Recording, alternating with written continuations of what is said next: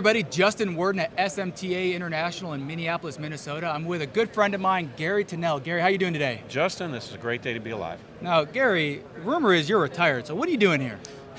Yes, I'm enjoying 45 years of work coming to an end, and now I'm volunteering for all kinds of things. The key one is SMTA. So I'm dedicated to volunteering for SMTA now to help out with chapter expos, particularly in Texas, but I'm a resource for any chapter in the world having an expo. Call me and I'll help you.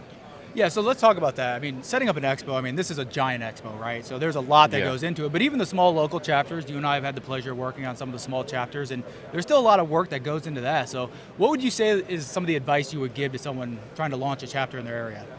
Well, planning is the number one thing. A lot of chapters wait till very late in the day, got a couple more months, and then they try to put some things together, and it never seems to gel exactly right. The most important thing is you got to start planning for it 1 year in advance if you're having a local chapter expo. Number two is you get really good technical speakers. Okay. Number three is you have a convenient facility there to host an expo. Whether you have a tabletop, a small thing, you could have 15, 20 tables and have a very effective expo with a couple of speakers, or you can have 4 speakers and a pipe and drape with 100 exhibitors. Either way.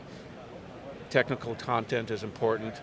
Having good quality food there is important. There's a lot of camaraderie there when you're having an expo.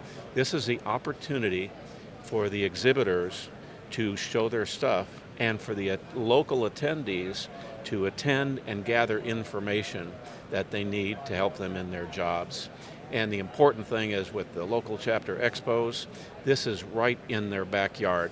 So they don't have to get on an airplane, get a hotel. It's best for the attendees that way. For the exhibitors, this is a very low cost, efficient way. The value is there, okay?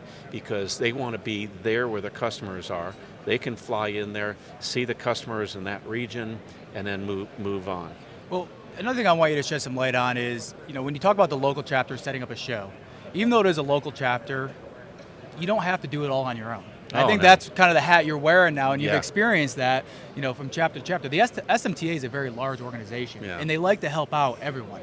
So as far as setting up and finding speakers, can you shed some light on how the other chapters work together? Yeah, that's great.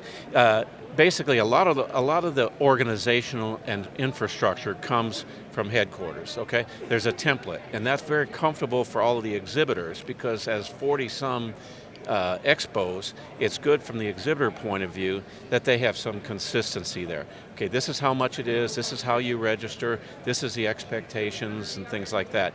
Headquarters can help with all the registration, all the finances, all that kind of coordination.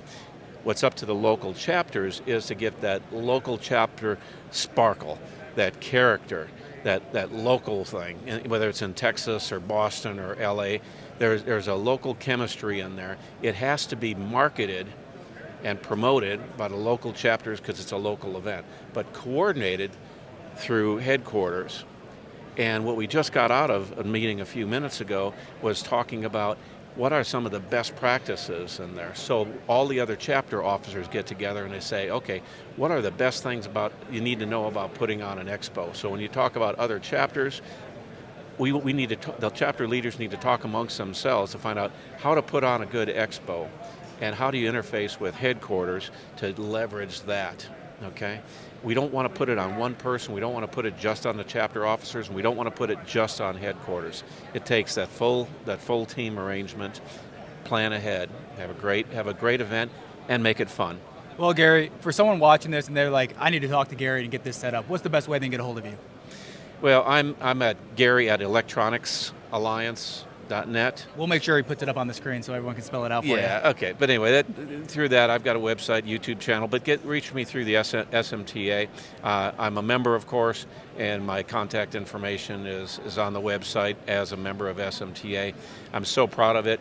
We've gone from 2,500 members to 3,000 members to 4,000 members. We're pushing 4,600 members today. So we are rapidly growing with the new structure we have that we put in place, which encourages companies to have corporate memberships and corporate champions, and basically the more members you have in your company, the lower the price. Well, Gary, you're always a tremendous resource. I really appreciate the information. Thank you so much for joining us. Justin, it's been a pleasure. Awesome. Thank you.